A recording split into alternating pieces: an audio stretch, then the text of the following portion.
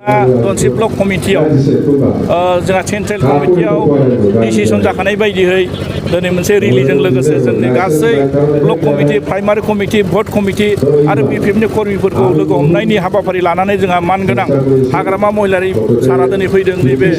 बेलतली गेलेग्रा फोथाराव भुपेन हाजरिका रंगमन्चनि नैबे रंगमन्चआव आरो बेखौनो आं फोरमायनो सानदों दिनै जेरैबायदि हाग्रामा महिलारि सारा फैनानै बेहाय नुजाफैनाय लोगो लोगो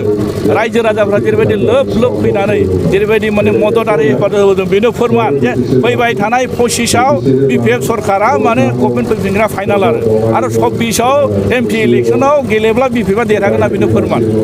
ओंखायनो दिनै आं नोंथांमोननि ससियेल मिडियानि गेजेरजों बेखौनो फोरमायनो सानदों जे बर्तमान प्रमद बर'आ जे खोथाल' मावो बा खोथाल' बुङो खामानि मावनो हायाखै बिथांनि खोथा बुंनाया मिनिंलेस आरो बिथाङा सुखिनि खोथा बुङै बुङै माखासे रायजो राजाखौ थगायदों रायजो राजाफ्रा बेखौ मोनथिजोबखाबाय ओंखायनो जोंखौ जेब्ला गामियाव थाङो जनसाधारन रायजो राजाफोरखौ जों नुयोब्ला बुङो बिथांमोना जे बिटिआर मोननानै जोंहा लस जाबाय बिटिआर मोननानै जोंहा उन्नति जायासै बिथांमोना बेखौ बुंनो नागिरो आरो दानि बिथांमोननि सरकार जिथु खुंनाय बिथांमोननि जायफोर मेम्बार चेयारमेन बिथांमोननि जायफोर गभर्नमेन्टआव थानाय मानसिफ्रा जिबायदियै दुर्निति पिएमएवाइ न'निफ्राय लानानै एमजिएनरेगानिफ्राय लानानै अरुण'दय आसनिफ्राय लानानै जेरै बिथांमोना चेयारमेन मेम्बारफ्रा जेरैबायदि फैसा खांगासिनो दङ बे फैसा खांनाया कारापसन नङा नामा बेखौ मालाय रायजो राजाफ्रा बुजिदों बेखौ कारापसन बुङा नामा दा बेखायनो जों नुदों दिनै बिथांमोना जिथु दिनै खामानि मावनो हायाखै माखासे लाइबिलिटिस होगोन होननानै जेरैबायदि 20% 15% बिथांमोननि माखासे इउपिपिएलनि कर्मिफ्रा माखासे दैदेनगिरिफ्रा जेरैबायदि फैसा खांथिंनायाव मुखुब जानानै दं बिथांमोना फैसा खांनोल' रोंगौ माने उन्नयननि खामानि मावनो हायाखै बिथांमोना बेनो मोनसे फोरमान आरो मुंख्लंफोरनो जे फैसा होनायनि खोथा जाबाय थादोंमोन बुंबाय थादोंमोन बिथांमोना बेखौ बिथांमोना बुंबाय नामा दायो बुंनो हाबाय नामा नङा बेथ' मुंख्लंफोरनियाथ' थांनाय बारनि जिथु एसेम्ब्लियाव जोंना प्रमद बर' बिथाङानो स्वयं एसेम्ब्लियाव बुंदों आरो जों नुदों आसाम सरकारा देग्लायनि बाजेटआव मथा मथि 500 जन जायफोर बड'लेण्ड मुंख्लं बे न'खरनो होनो थाखाय अलरेडि फैसाखौ बाजेटआव लाखाबाय दा जोंना बिटिसि गभर्नमेन्टआ स्टेटनिफ्राय फैसाखौ लाना फैनानै मुंख्लं न'खरफोरनो राननाल'सो होनांगौ दा बेखौ मावनो हायाखै बिथांमोना अलरेडि फैसाया स्टेटआव दंखायो दा खोथाया जाहैदों मानो मावनो हायाखै कुइसना बिसोरना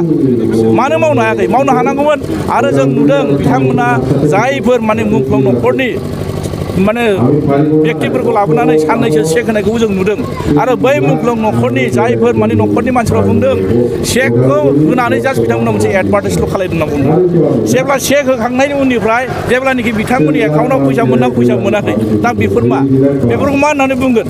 बेफोरथ' मोनसे लाजिफोनांनाय नङा होमबा जायफोर दिनै बर' हारिनि थाखाय बिटिसि ओनसोलनि थाखाय थै आरो जिउ बावनानै दिनै गावनि जिउखौ बावसोमबाय आरो बिथांमोननि मुंख्लंफोरखौबो मोननांगौ जिथु माने सुबिदा आसाम सरकार आरो भारत सरकारा होनाय फैसाखौ बिथांमोना थगायोब्ला आरो बिनिख्रुइ बांसिन दुखुनांथाव लासिं सिं मा थानो हागौ बेनो बिथांमोननि मावनो हानाय केपासिटिखौ बिनो फोरमायदों आरो ओंखायनो आं खावलायदों बिटिसिनि गासै बर'जों लोगोसे